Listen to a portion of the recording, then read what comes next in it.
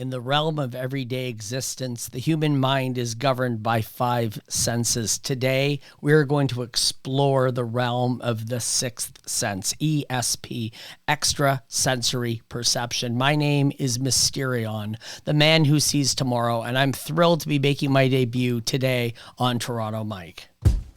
What up, Mike? Toronto. VK on the beat. I'm in Toronto where you wanna get the city love. I'm from Toronto where you wanna get the city love. I'm in Toronto like we wanna get the city love. My city love me back for my city love. Welcome to episode 1935 of Toronto Mic'd, an award-winning podcast, proudly brought to you by Great Lakes Brewery. Order online at greatlakesbeer.com for free local home delivery in the GTA. Palma Pasta. Enjoy the taste of fresh, homemade Italian pasta and entrees from Palma Pasta in Mississauga and Oakville. Visit palmapasta.com for more. Toronto Maple Leafs baseball. Catch a game at Christie Pitts this summer. No ticket required. Fusion Corp's own Nick Iones. He's the host of Building Toronto Skyline. And Mike and Nick, 2 podcasts that you ought to listen to. RecycleMyElectronics.ca. Committing to our planet's future means properly recycling our electronics of the past. And Redley Funeral Home. Pillars of the community since 1921. Joining me today, making his Toronto Mike debut, it's mentalist and magician, Mysterion, the mind reader. Do people call you Mysterion? My mom calls me Mysterion. Okay. Everybody calls me Mysterion. Okay, so don't call me Chris. Call me Mysterion. You can call me Chris. Some people do. I mean, it's a little more personal, but I think it's like calling Batman Bruce. You know, I'm going to call you Mysterion. Let's do that. You've convinced me here. Let's shout out somebody else who has an alter ego, if you will, but let's shout out Sir Jerry off the top. How do you know Sir Jerry? Well, I know Sir Jerry from, well over 20 years ago when he was performing his Sir Jerry Hour, his show. I was one of the villains on the show. I would portray a villainous magician who would terrify the children and steal treasure and thwart Sir Jerry. And had a lot of fun doing it. And we reconnected recently over the internet and boom. I thought you were going to say, I've known Sir Jerry a long time. He was my lawyer. No, I've never needed his services, although I know they're excellent. I heard he's good. But were you part of that day that they took over the YTV show? Were you there that day? No, I was my own independent on YTV. I would do appearances on The Zone as Mysterion with Carlos, and then they were on independent at around the same time. Okay, oh man, so much ground we're going to cover here, but I'm wondering, did you ever appear when PJ Fresh Phil was the PJ? Yeah, a couple of times. And then because he's the greatest. And the funny thing about Phil is, for years I was producing a magic and burlesque show at Cherry Cola's on Bathurst Street, and then my then girlfriend took over that contract, and PJ Phil was one of the regulars at the show, and we would see him there almost every week. It's funny. I used to, in my younger years, I would go to the Phoenix it was called Strange Paradise. It was Monday nights. And you'd get your grunge and your Stone Temple Pilots and your Smashing Pumpkins and Rage Against the Machine and all the stuff I was really into. But PJ Fresh Phil was there almost every week, just kind of by himself, just like moshing solo. Yeah. Yeah, he's a very independent fellow. Okay. He would sit at the bar by himself, but everyone came to him. Well, yeah, because he's PJ Fresh Phil. Exactly. Okay, you know what that's like. Okay, so shout out to Sir Jerry. He kind of put the bug in my ear and said, hey, you should talk to Mysterion, the mind reader. And I said, anybody with that handle, I need to talk to. Like, I got to see what makes you tick, what you're all about. So I'm glad you're here. I'm glad to be here. Ask away. Okay, well, we're going to get into it. I got to shout out one more person, though, because I had 2 recordings today. So I had on a chap who also knows you named Dave LeBlanc. Yeah. You know Dave? How random. I know. Absolutely. So Dave LeBlanc was here this morning, and that episode dropped today, which is Thursday, July 16. You're here for the afternoon, and your episode drops tomorrow, So, future Mike, you're going to the Toronto Maple Leafs baseball game at Christie Pitts tonight because I'm going on Friday night. I'm talking to future me. It's very complicated. But it is interesting because my guest on Monday was a chap who also knows you, Jeremy Hopkin. Do you know the name Jeremy Hopkin? I recognize the name. Right, I know a lot of people. Help me out with this. He's going to help you out. So he says he met you and Dave LeBlanc when he was working at 54 East Studio in Scarborough in like 2008. Yep, that sounds right. So there you go. I know who it is. Yep, absolutely. Well, you meet so many people, and I've been around for so long. Because I have more notes from people who remember you back in the day, but when did you realize you wanted to be a mind reader or a mentalist or a magician? I guess you're all of the above. You know, the truth is, when I was a boy watching The Amazing Kreskin and Doug Henning, Paul Daniels and Mark Wilson and all these famous magicians from back in the day, and I had just a love for magic. I did it as a hobby, a side hobby, and I lived near one of the magic stores, Dufferin and Lawrence, and I was dabbling in that for, a little while into my early teens, and then, discovered girls and kind of got out of it for a bit. Sure. And then I got back into it and took a little bit more of a serious approach to it. I was working in catering, and I essentially saw a magician perform at a person's home and fell back in love with the show. I fell in love with the show, fell back in love with it. My interest peaked. And then I saw the invoice that he had charged the client. And I went, wait a second. He's making what I make in 2 weeks.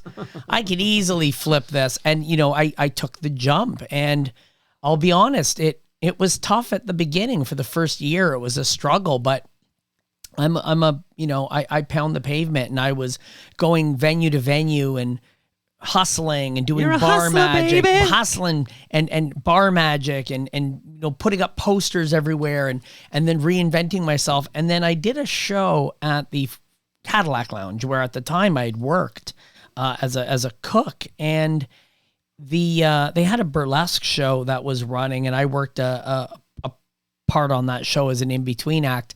And then the Toronto Star came to me after they were at this show and said, hey, listen, we loved what you do. Could we do an interview with you? And I said, yeah, of course. I did an interview with them. I expected a little article. They gave me a 2-page spread in the entertainment section. Who did it? Do you remember? Aunt Murray White. Okay.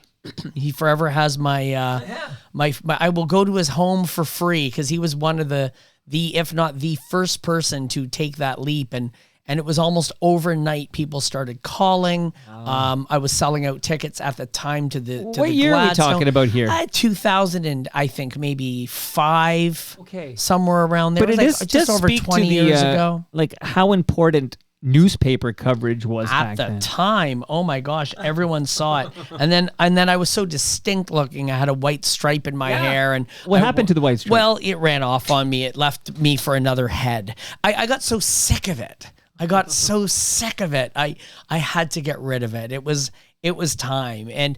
But it worked. And a lot of people, I was doing events and people would say, that guy with the white stripe, I don't know his name, but that guy with the white stripe. Now I'm at a point where they just know who I am.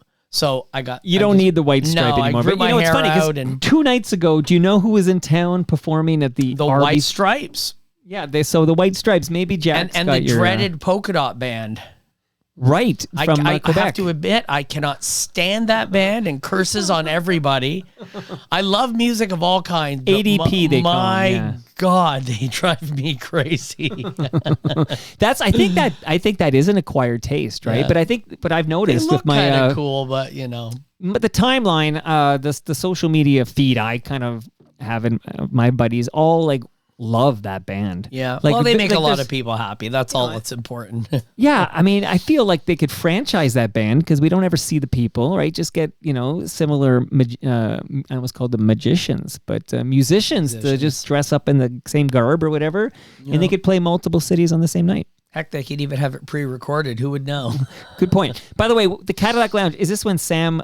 Sam Grosso. Grosso was the owner? He's been on. Yep. He's a great guy. He's a great guy.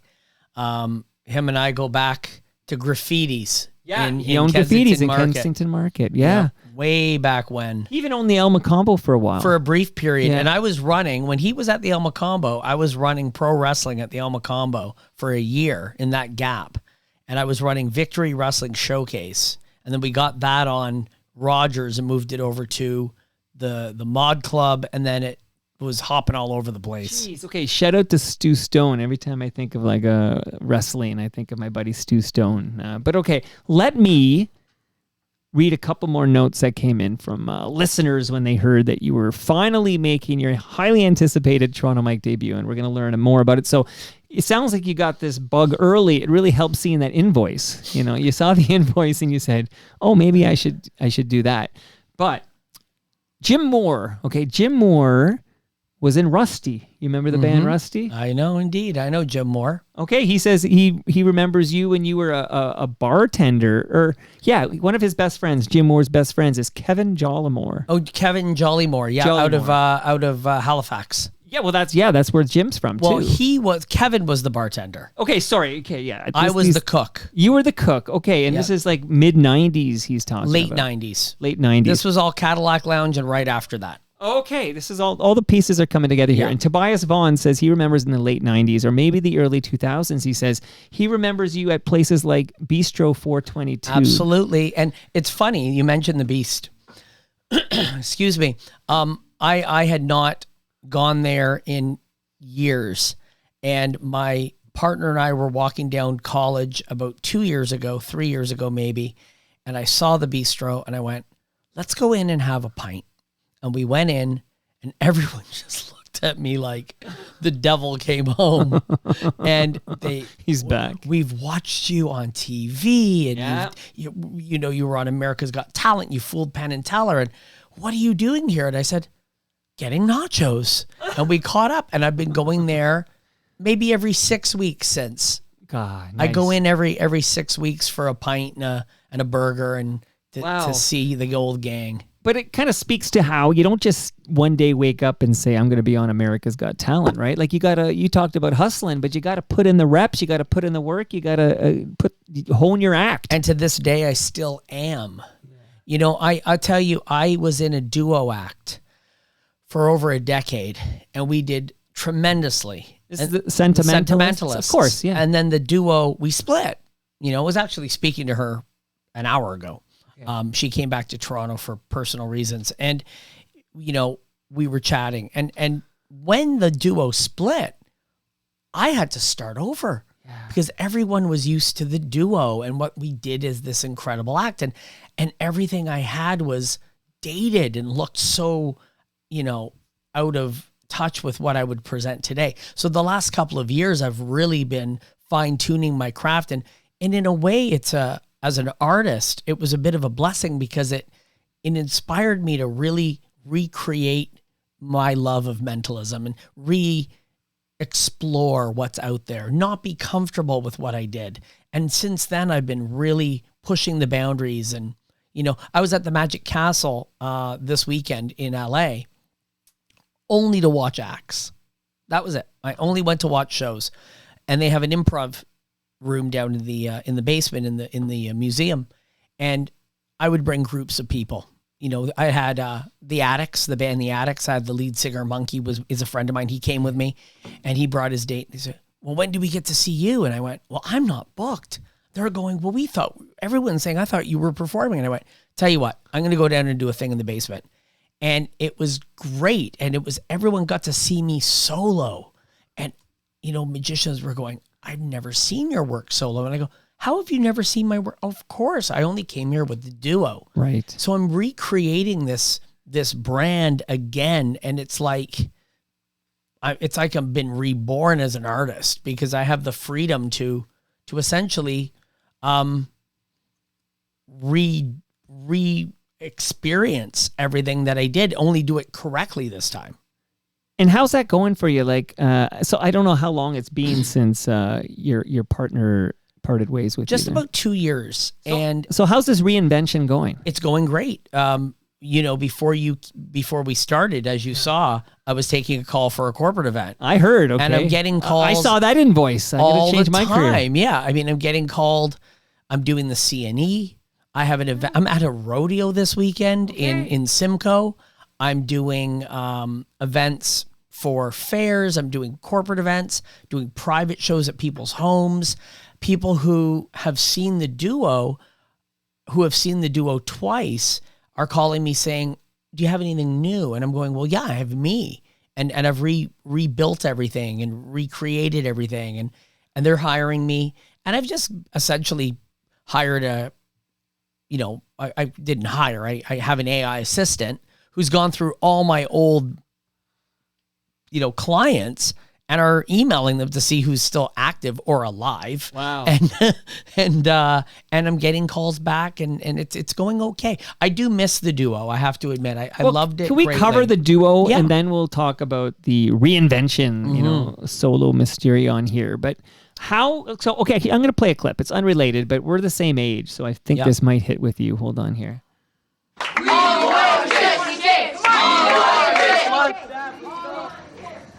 Kissing's got nothing to do with the campaign. It's just for the election. It's politics. Give people what they want. That's what Joey says. Since when's Joey so smart? But it's working, Vola. All the guys are gonna vote for me. 2 or 3 times, some of them. The girls don't like it much. I don't need the girls. If all the guys vote for me, and the girls divide their vote among the other guys, I win. Come on, Vola. Okay, what we have here, of course, is Degrassi Junior High, all the way with Stephanie K. Well, a funny thing happened. That is her actual name. Steffi K. Steffi K is her actual name. And her last name is Cafato. So it's Steffi K, K-A-Y. Right. We've been hired by Degrassi to do the rap parties. Okay. And she's a bit younger. And I don't think she watched that original. The OG. That's the OG Degrassi Junior High. So we would say, I'm Mysterion and I'm Steffi K. We are the sentimentalists. And everyone would roar out laughing. And I said, you do realize what you've done. And she said, what is this? Is this what am I missing? And I said, it's a character on the show. And let's just say she's easy. And we just all had a good laugh. Well, that's the first episode. Do you know that? Like, I didn't know that. Yeah, I know. Because I always think the first episode is like the kids at Degrassi well, yeah, Street. Okay, that's true. But after the kids at Degrassi Street was one thing. I mean, they changed their names, a lot of the characters, right? Like Wheels is Griff. You got it. Yeah. You are my age. Okay. Oh, come on. So I still watch the show. Yeah. Amanda Steptoe is my partner's friend. That is Stephanie K. No, that's Spike. You're right. Yeah. The actress who played Stephanie K. What is it called? Oh my God. No, go I ahead. almost just said we were at Eugene de Poitouin. We were at ADP. No, we were at oh my God. We were at a concert 2 weeks ago. You can't remember who it was though. No clue. Can you I'm out of touch with reality. We were at L7. Out of touch. That's no. We were at L7 and the Amel and the Sniffers. Okay, L7. Pretend that we're dead. That was the big. We were there jam. for about a month ago. I actually think a member of that band, I think it's Jennifer Finch, got diagnosed with brain cancer. I saw. That's terrible. Yeah. Bricks Are Heavy. Brutal. That was the album I had. Bricks Are Heavy. Good album. I love grunge, man. Let's hook it to my veins here. So okay, so obviously to make sure I'm clear with everybody, I'm making a joke here about all the way with Stephanie K because your partner for 10 years in the Sentimentalists was a mentalist named Steffi K. Yeah. So how did you meet Steffi K and how did you partner with Steffi K? So I did a variety night. I was asked to host a variety night at Lee's Palace forever ago. And there were variety acts. There was a woman who was a magician. There was a burlesque dancer, but a whole whack load of stuff. And then this young girl comes out and she starts painting and drawing really, really quick. And it looks like it's nothing. And then she turns the image upside down and it's a pinup girl. Hey. And I went, this is great. So I went backstage and I thought, she, young lady and, I didn't know her. So I said, hey, I'm Mysterion. I'm one of the hosts. And I obviously introduced you, but tell me a little bit more about you. And she goes, oh, I'm your Facebook friend.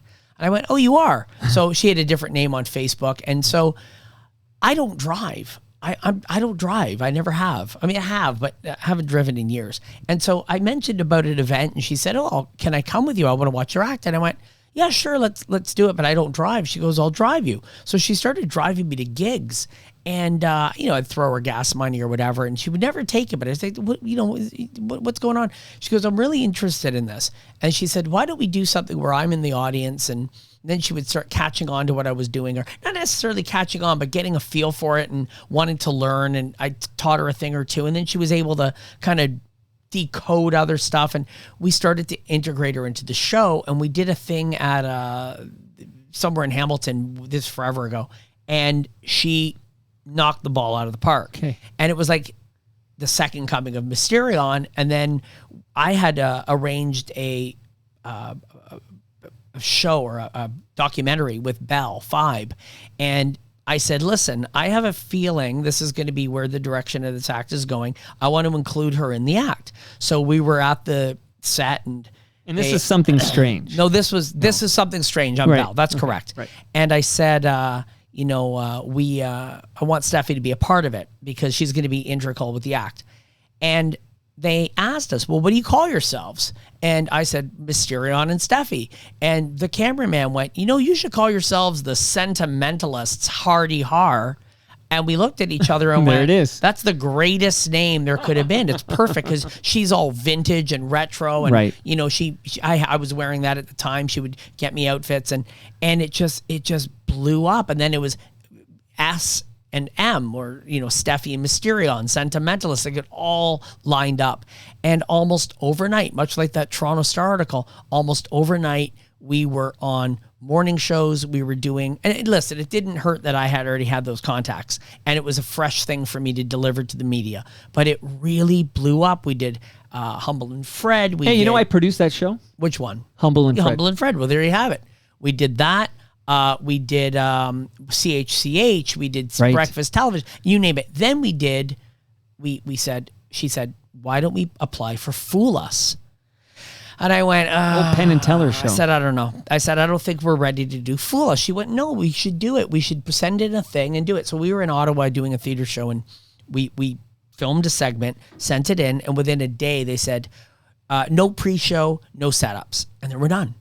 And I said in response, we didn't have any pre-show or setup. They went, well, this can't be done the way you're doing it. And I said, I'm telling you, what you saw is what you got.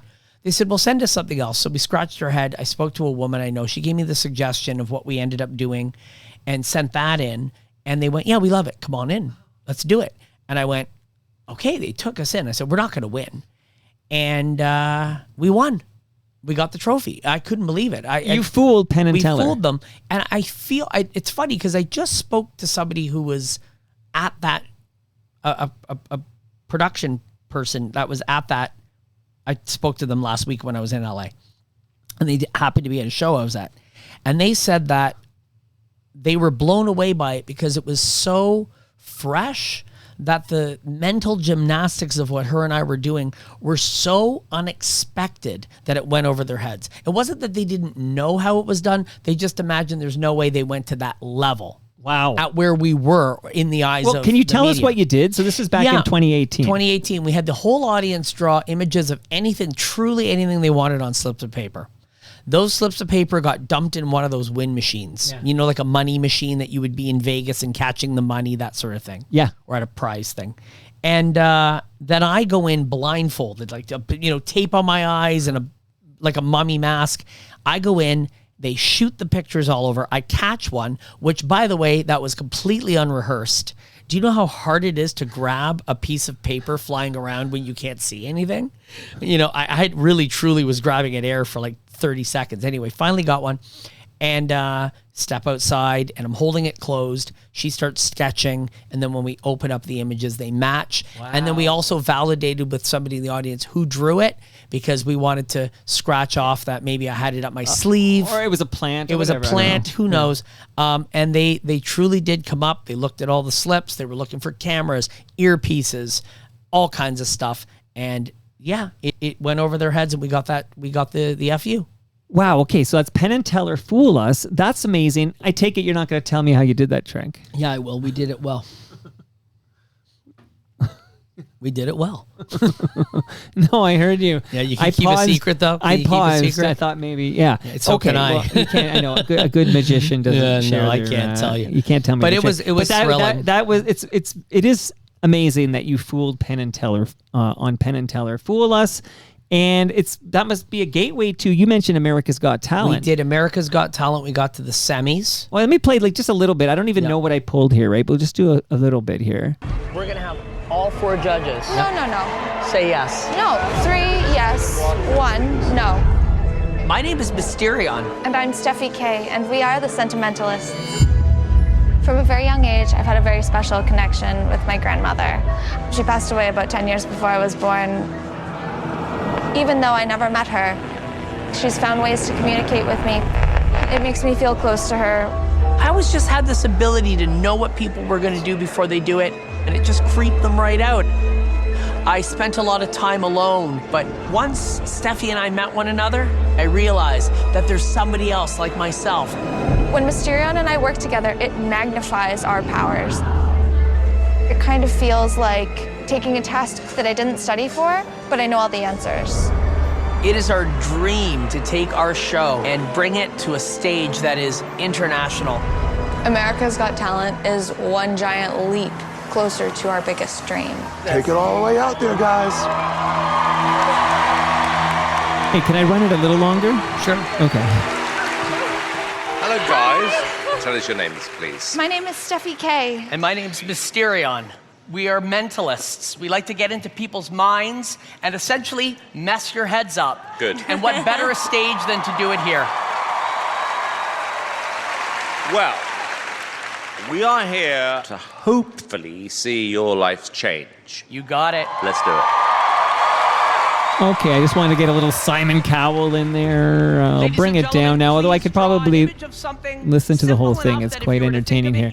But what can you tell us about this experience on America's Got Talent? That's a big show, man. Roller coaster. There's no other word to describe it other than a roller coaster. They are so fast changing, and what you've arranged gets changed at the last minute, and everything is by the fly, and then they pull the seat from underneath you, and then they give you a script, and then they tell you to change the script, and it was a lot. We were there for something like 14 hours, and we were on one of the last acts, and they kind of didn't tell us what their intent was with us, and then we didn't go through, and then they changed the act, and we did go through. Then we went back, and we got a standing ovation with Brad Paisley, and then they were like, well, we can't use you because we had an act similar to you on last season, and we can't use you even though you're great. Right. So we were upset, and then we got the judge picks with the what do you call it, what do they call it, the judges picks, the public vote. Right. And then we got that. And so we came back, and then, it was just the third appearance. Don't watch the third appearance. It was one logistical nightmare after another. But we got to the semis, which is pretty darn good considering all the barriers they were throwing at us. Then we went on Canada's, and Canada's producers said, we promise you we will not do that. And they didn't. And we got to the semis on Canada. And then I went back on solo last year, right? But I was called The Secret, right? And I was AI, and it was there. I wasn't even on the stage. It's my voice, or a altered version of my voice, where AI can read your mind. And the prediction was on the stage, folded up in a jar.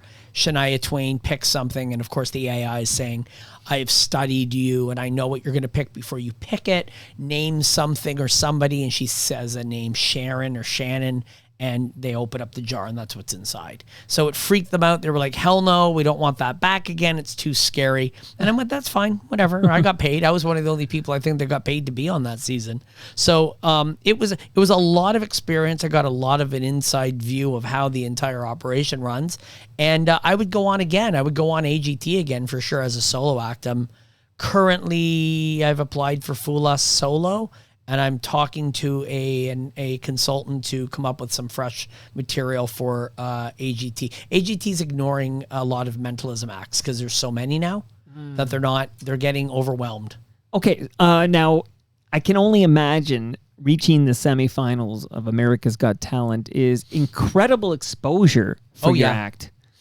Like, I'm like at that point, I heard you make a sales call before we press record, but I'm guessing there's a lot of that, and I'm guessing the invoice gets bigger and bigger. Sure, absolutely. We had hired a manager at the time because there was no way we could possibly do it all.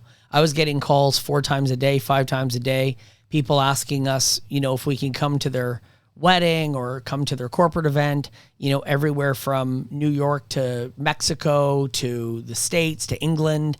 And we did quite a bit. Again, we did a lot in Toronto because we were local. We really had that Toronto support.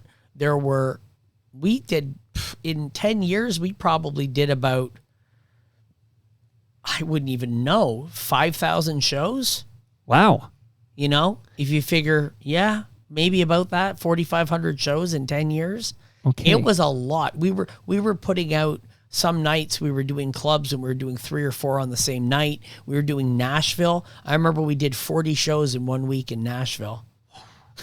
That's a lot of shows. That's a lot of shows in a year. And I'd we're say. shaking. Like at the end of the night, I'm like, we're not going to a restaurant if one person asks me to read their mind. Oh, that's... And then I thought, no, if one person asked me to read my mind, that's great. I would love to do that because if it wasn't for those people, we wouldn't have this. So we really did have a great opportunity, and then things move on, Yeah, well, I'm going to ask you the big question here, but before I ask you the big one that's tapping away at my cranium here, I'm a fan of radio. Like I have on people. I just had my guest earlier today. I had a CFRB 1010 show, and he worked with John Donaby and some of these local legends, but the late, great John Donaby. But of course, the name Alan Slate is well known to Toronto radio fans. You won, the Sentimentalists, I should say, won the Alan Slate Award for Outstanding Achievement in Magic? Yeah. That's, I don't know what that is, but that sounds impressive to me. So that was during 2020, so it was for the 2019 season. Essentially, Alan Slate had earmarked funding for magicians. Huge, obviously, fan of magic, magician himself. Massive collection of magic and posters and this sort of thing. And part of Magic Canada.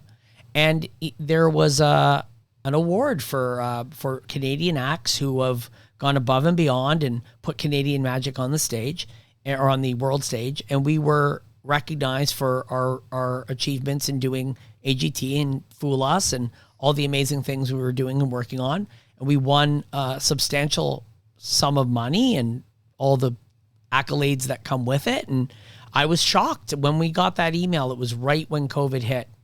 And I thought, oh, it's over. We're never going to be working again. The world is coming to an end. Right. And there was this beautiful email that, really just gave me that hope that one day we would be back on stage, which of course did happen. But it was at the right time. And it's an honor to have been able to have that. And forevermore in your bio, you can open with award-winning mentalist. Mm-hmm. They can't take that away from you. No, I mean, you're talking to an award-winning podcaster. I know what that's like. You just add it to the bio and it's there forever. Why does Steffi K part ways with you? Why do the Sentimentalists come to an end? Being on the road with somebody is tough. It's, she's a lot younger than I am. She has a life outside of magic. She has relationships she wants to pursue and a home life she wants to live. And being on the road is a lot. And I'm grizzled. I don't care. And I'm not tough, but I'm a little more like a bull. And some people after a little while just want to go, you know what? I experienced it. I want to move on in a different direction. And she knows the door is always open. We're friends. We talk. I talked to her today. Funny enough, we actually, this is the first time this is going public. We did a show a month and a half ago. The only one we've done since. It was a very small event at the Carlew for a fashion show. Okay. But we were on stage together, hosting a fashion show, and people were coming up to us and saying, oh my God, look who it is. And we're going, who?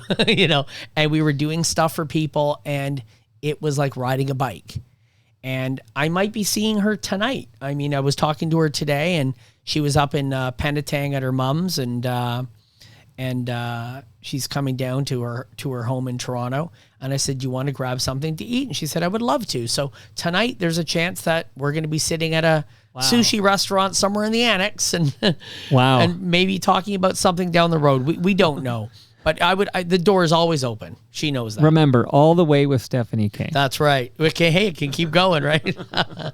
That's wild that you did that small gig. So it's good to hear you're on really good terms. Yeah, we're on fine terms. Yeah. Okay, There's no issues. These dynamic duos break up because they just hate each other's guts. No, we didn't hate each other at all. Just things became a lot. And they were a lot for me too. You know, it's hard to juggle personal life with work and be able to do it with a smile every single day. It's tough, especially if she was only in her early 20s.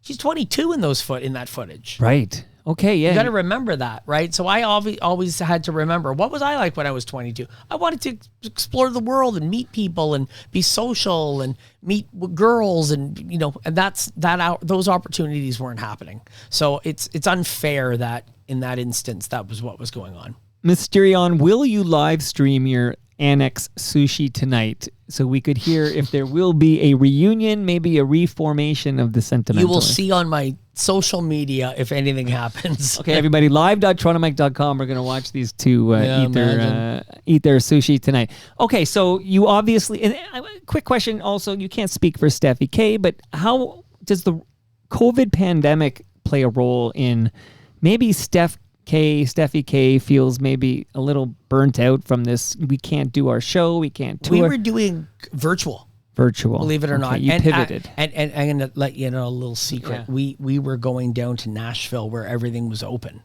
because we have visas. So we were going and staying in Nashville and working down there.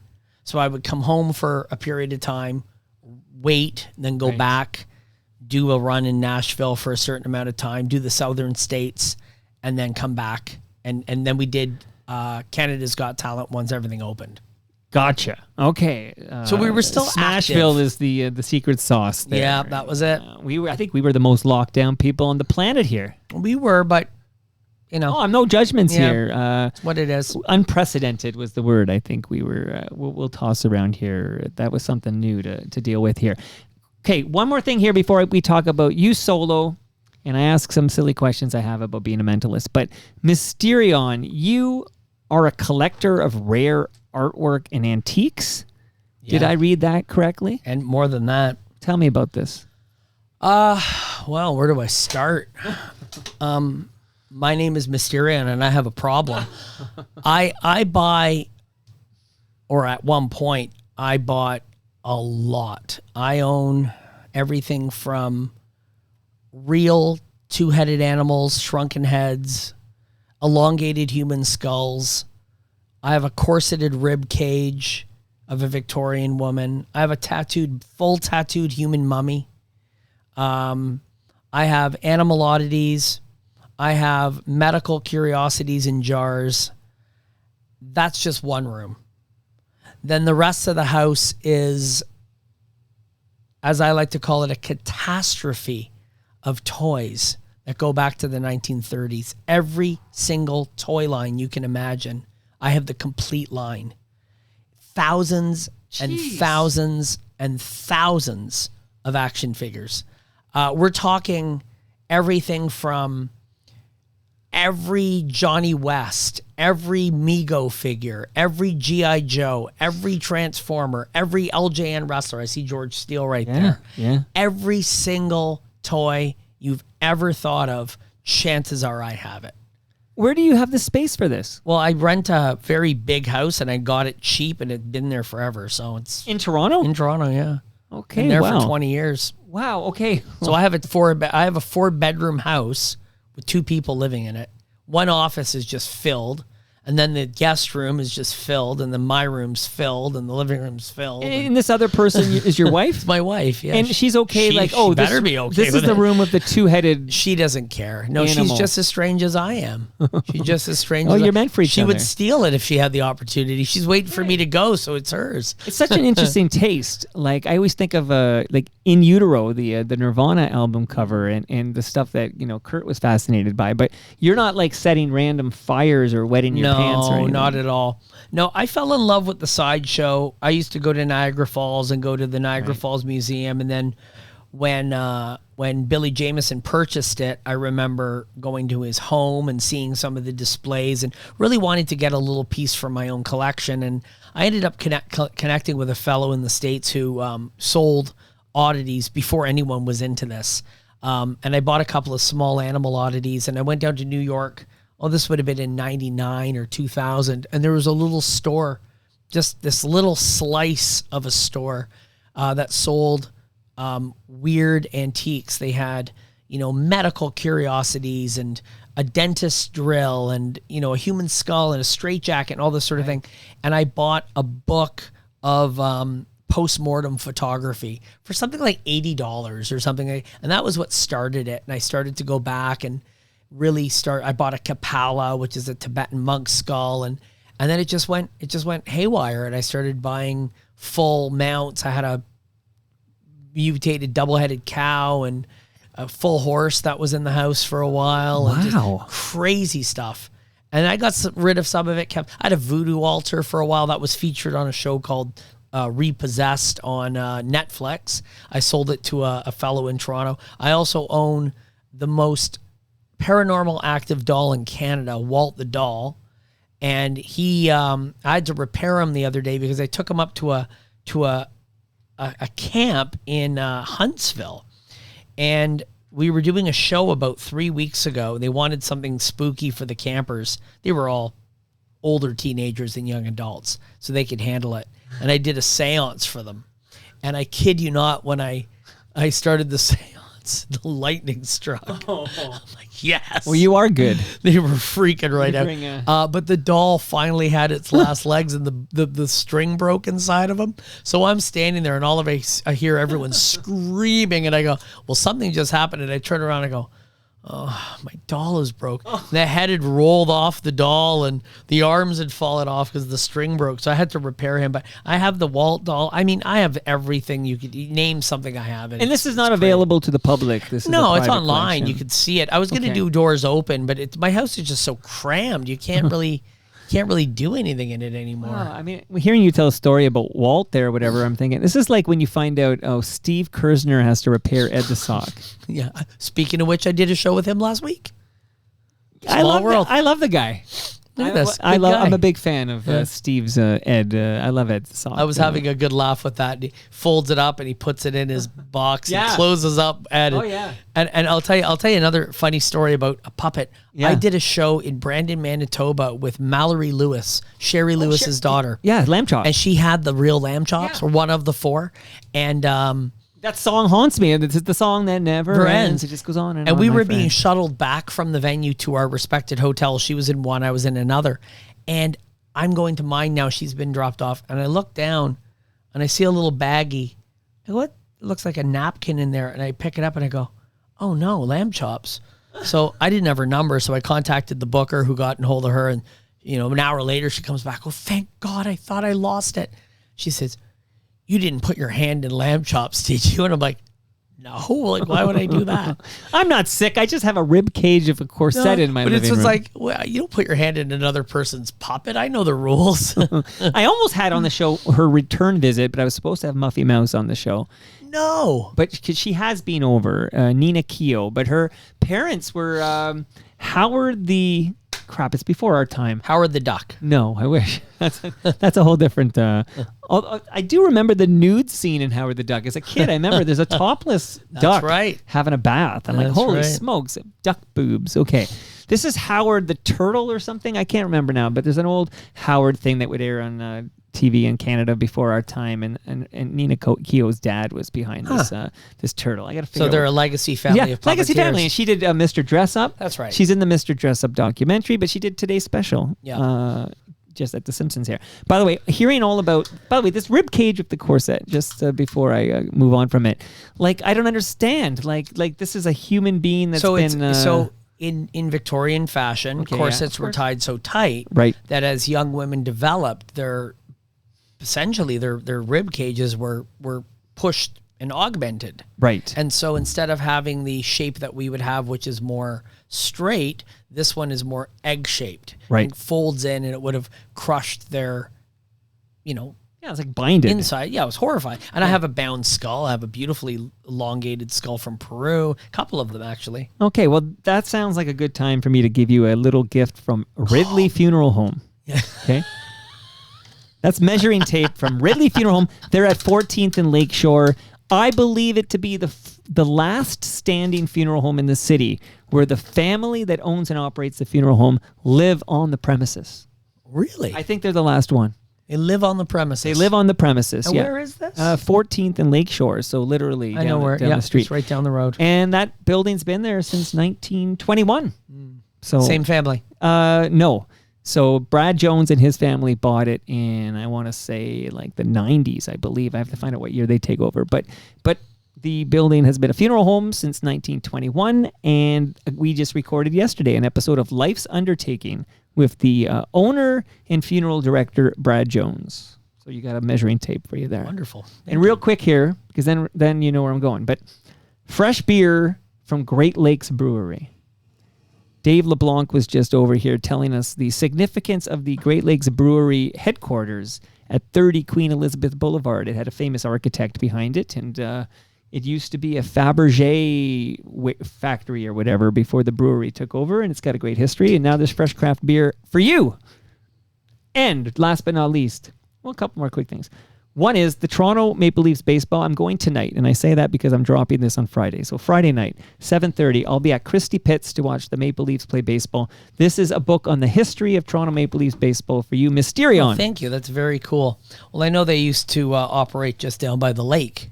Yes. At one point, right? Back in They the day. did at Maple Leaf Stadium, That's which was right. where the Tip Top Tailors on their stadium road there now. But that, I think they shut that down in the 60s, and they moved to Christie Pitts in 69, I'd say. So that book is like 69 to the current day. And last but not least, in my freezer upstairs, Mysterion, is a delicious frozen lasagna from Palma Pasta. I get to eat? You get to eat, man. There's a lot of great Thank you. lasagna going home with you with that beer, the appreciate measuring that. tape, and the book. RecycleMyElectronics.ca. That's where you go, Mysterion. If you have old cables, old electronics, old devices, you don't throw it in the garbage because those chemicals end up in our landfill. You go to RecycleMyElectronics.ca, put in your postal code, and find out where to drop that off to be properly recycled. And last but not least, much love to Nick Iones. He's got two great podcasts. One is called Building Toronto Skyline. The other is called Mike and Nick.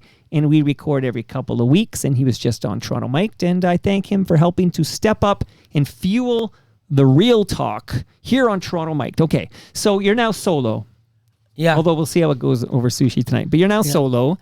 Do you still, I know you made a lot of interesting media stops. Like we always talk about, we'll talk on this show about, Ann Romer on Breakfast Television or Pooja and Gurdeep on CP24. And, they're at CHFI now. And, Ann Romer's long gone actually on Breakfast Television. But these are the kind of shows where you would pop on and do your mentalist thing, right? That's right.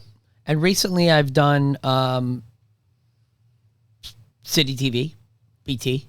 Breakfast Television, Breakfast yeah. Television. And I'm always on CHCH out of Hamilton. Home of Billy Van. Yep, that's right. Home of Billy Van of the House of Frightenstein. You got it.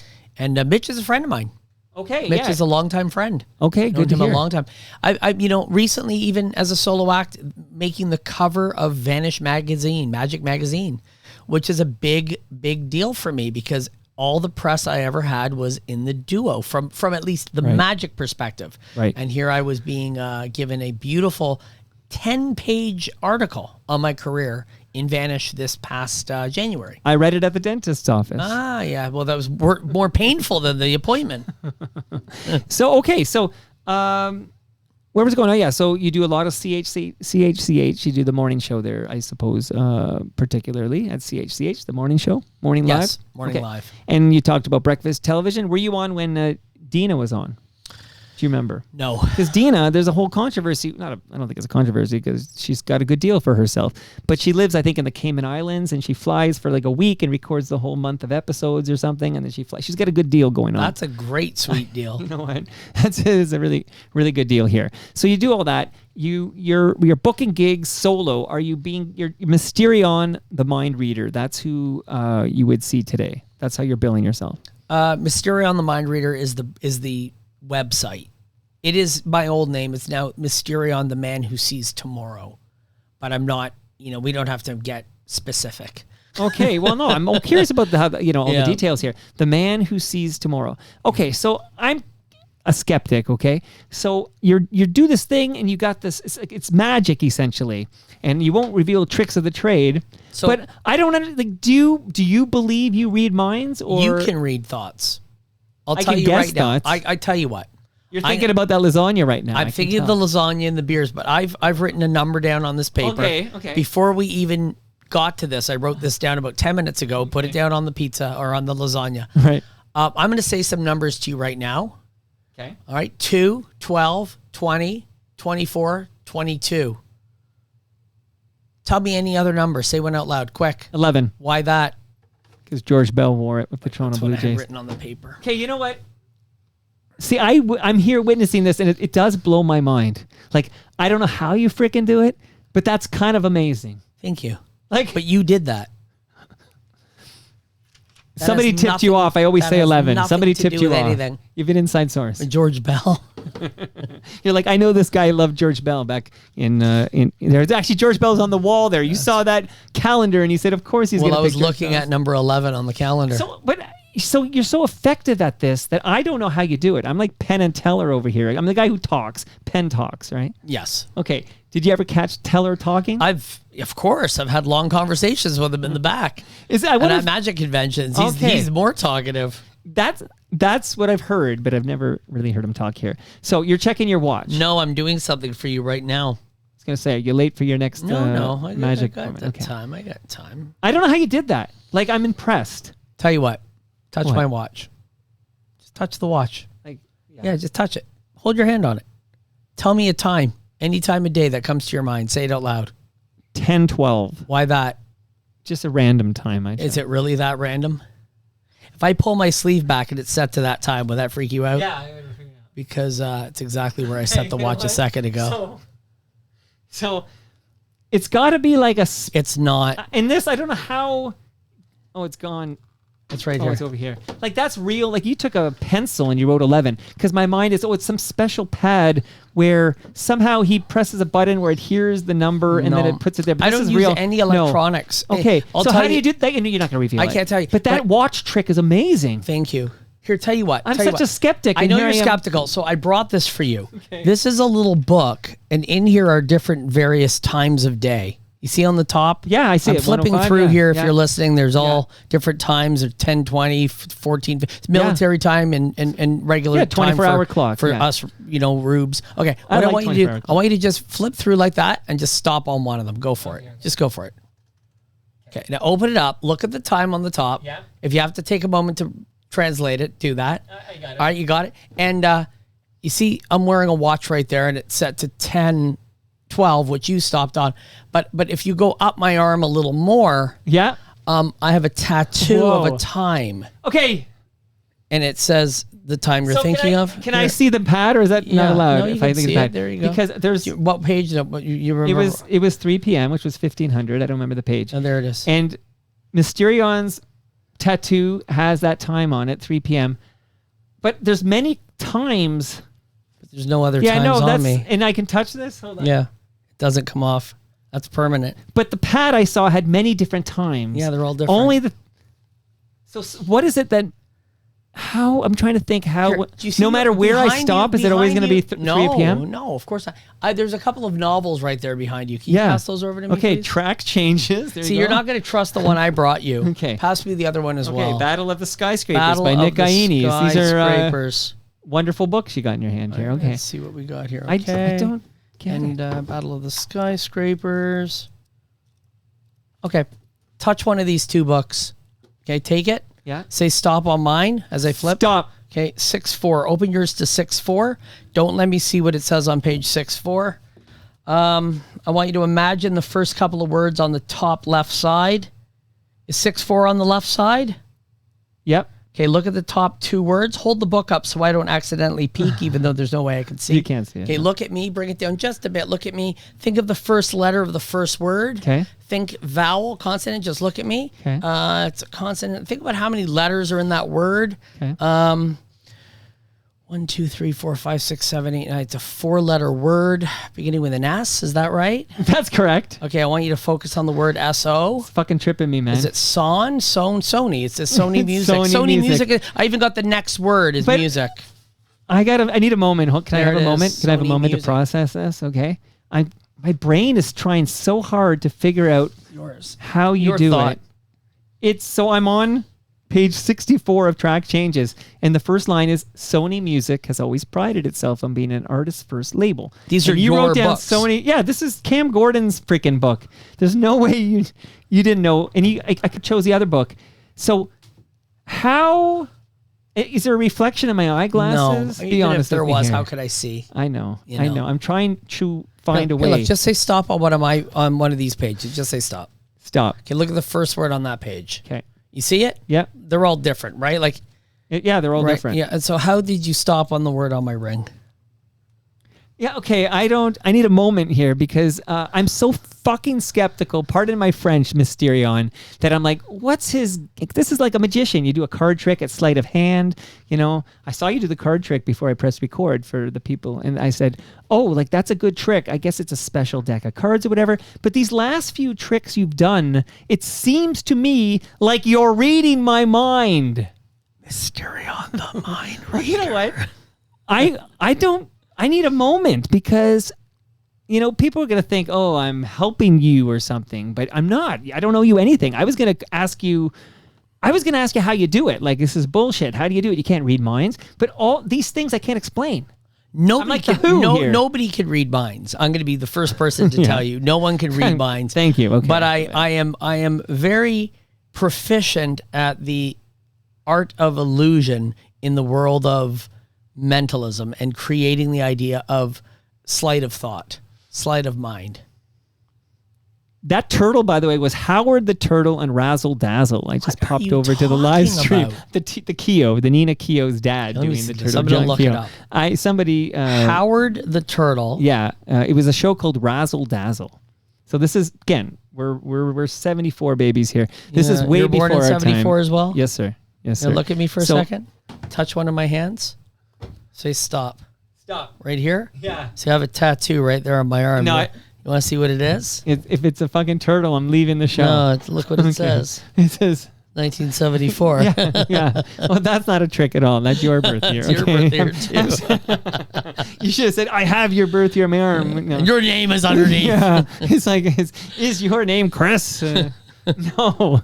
Okay. So how do remind me, like, while I collect my thoughts here, I've never been so befuddled here. But how do people find out where they can see you live? This is quite entertaining. My next show, believe it or not, is at the Red Sandcastle Theater on July 31st. So it's in 2 weeks. My mom's birthday. Yep, there you can bring mom. I would bring my mom for her There birthday. you go. And I'm going to be performing with a young man named Francisco Perez, and he's a young mentalist, very fun talent. I met him a few months back at the Catacomb Cabaret. Oh, he impressed me with a few tricks. Him and his lovely partner and their kids. They're like 20, 21-year-old kids, but really good people. And he wanted a little bit of help, and so I gave him some, not guidance, but I've sat with him a few times and You're mentoring him. mentoring him to a degree. That's beautiful. And I said, hey, listen, why don't we do a show together and let's make it rock. I want to do a show with you. Yeah, let's do a show. I feel like this experience is such that I just want to figure out how you do it. Like, I want to know the tricks. Do I have to ply you with some Great Lakes, get you a little buzz? Do you still have your soul? I think so. Oh, well, we can make an arrangement. All right. So You've been amazing. Thank you. We need to take a photo by Toronto Tree before you fly away, or whatever you mind readers do, you mentalists do. But I do want to ask you quickly, because we're same age. We both watched a lot of Much Music. I'm guessing. Yeah. Okay. And you have been on Much Music. Am I right? Oh my God, 800 times. Can you shout out some of the VJs you were on with? I just want to remember some VJs. Rick Campanelli. Okay, the Temp. Is he still the Temp? Rick the Temp. I think he's at. Is he at CHFI? He's at yes. Or Breakfast Television? No, maybe? he's not there. Okay. He's at CHFI. I don't remember any of the VJs. You don't remember? Okay. I don't remember them. I've been on so many times. You can't read. They'd have me on. Oh, Teddy from Space TV. I've been on that a bunch of times under the Much Music brand. Or, all kinds of people. Have you ever read Moses Neimer's Brain? I've never met him. I only met him once. I I've tried to get him on the show. I saw him once at the Dominion on Queen. For 2 seconds. He was sitting there and I went, oh. And that was it. I never said anything. Is that place still open or is it gone? I don't know. Okay. I don't really go out. Well, you got a lot going on at home. Yeah. Mysterion the Mind Reader, I got to say, you blew my mind today. That's not easy to do. Well, I'm glad I did. Hopefully if I rough you up by Toronto Tree, will you tell me how you did it? It ain't gonna happen. That clock one is messing my head up because there were so many different times, and I chose the one that was 1500. And your damn tattoo has 3 p.m. on there. You don't want to know where 6 o'clock is tattooed. Oh. Oh my goodness. How was this experience for you? I had a blast. Thanks for having me on. Okay, invite me over when you make that lasagna. You're more than welcome. I want to see that rib cage, the corset on the rib cage. I got to see how that presents. Yeah, I can show you right now. All right, I'm going to see it now before I read my little extra. And here we go. Okay. All right, I'm opening it up on Facebook, on Insta. Am I getting a reception? Got any data down here? No, it doesn't You're in look the like dungeon, baby. I'm in the dungeon, buddy. I'll have to show you after. At the tree, you'll show me. Yeah. And that brings us to the end of our 1935th show. The one in which my mind got blown. That's my mind, everybody. Get your head out of the gutters there. My mind got blown multiple times. Go to TorontoMike.com for all your Toronto Mike needs. And it's MysterionTheMindReader.com. Is that where people can go? Yes, absolutely. All right, see this guy, man. This is entertaining stuff here. Holy smokes. Move over, Sir Jerry. Well, Sir Jerry's for younger set. Maybe I'll crash his show and just terrorize the kids again. Honestly, if they can afford the therapy bills, if the parents can afford the therapy bills. Much love to all who made this possible. That is Great Lakes Brewery. You got your beer. Palma Pasta. I'm going to get your lasagna. Toronto Maple Leafs Baseball. You've got your book. Nick Ieni's. RecycleMyElectronics.ca. And Red Leaf Funeral Home. See you all Monday. I'm recording live at Scatting Cabin, everybody. Scatting Cabin is the oldest human-made structure in the city of Toronto. Mm-hmm. Where is that? Right by the Eaton Center? Right, they moved it so it's right by the CNE. Oh, it's the CNE. Yes, of course. Not far from the band shell. And I'm at the CNE. If anyone wants to watch me, I'm at the CNE the last 6 days. That's amazing, too. Because I was already booked. Did you know I was going to say the CNE? Well, everything happens and comes together for a reason. See you all Monday from Scatting Cabin, everybody.